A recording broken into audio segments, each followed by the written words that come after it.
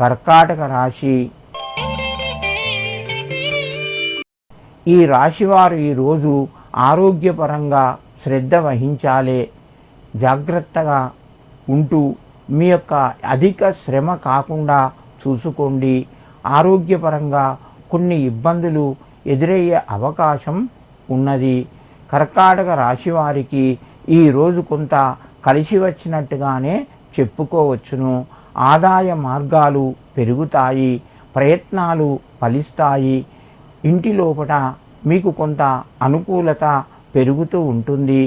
ముఖ్యమైన నిర్ణయాలు, ఇతరుల యొక్క సలహాలు లేదా పెద్దల యొక్క సలహాలు తీసుకొని మీ యొక్క పనులు ప్రారంభించండి. దానివల్ల మీకు కొంత కలిసి వస్తుంది. కర్కాటక రాశివారు ఈరోజు శ్రీమాత్రే నమః అని చెప్పి 9 సార్లు చదువుకొని మీ పనులు ప్రారంభించండి. మీకు మరింత శుభయోగం కలుగుతూ ఉంటుంది. సింహరాశి. ఈ రాశి వారికి ఈరోజు అనుకూలంగా చెప్పుకోవచ్చును. ప్రయత్నాలు ఫలిస్తాయి. సమయానికి మీకు ఇతరుల ద్వారా సహాయం అందుతూ ఉంటుంది. బంధువుల నుంచి శుభవార్తను వింటారు. ముఖ్యమైన నిర్ణయాలు కొన్ని ముందుకు వెళ్తాయి. మీ మానసికంగా ఎన్ని రోజుల నుంచి ఇబ్బంది పడుతున్నటువంటి సమస్యలు కొంతవరకు పరిష్కారం వైపు వెళ్తాయి.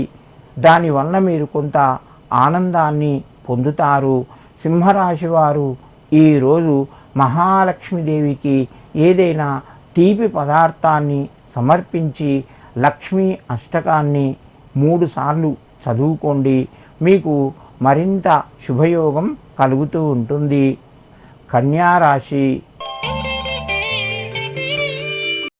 ఈ రాశి వారు ఈరోజు కొన్ని జాగ్రత్తలు పాటిస్తూ మీరు చేసే పనులు కొనసాగించండి. ఆరోగ్యపరంగా కొంత అనుకూలంగా ఉంది. ప్రయాణాల లోపల ఇబ్బందులు ఎదురు కావచ్చును. సమయానికి బంధువుల నుంచి సహకారం కూడా తగ్గే అవకాశాలు ఉన్నాయి. ఉద్యోగస్తులకు కొంత ఇబ్బంది కలిగే విషయాలు వినవలసి వస్తుంది.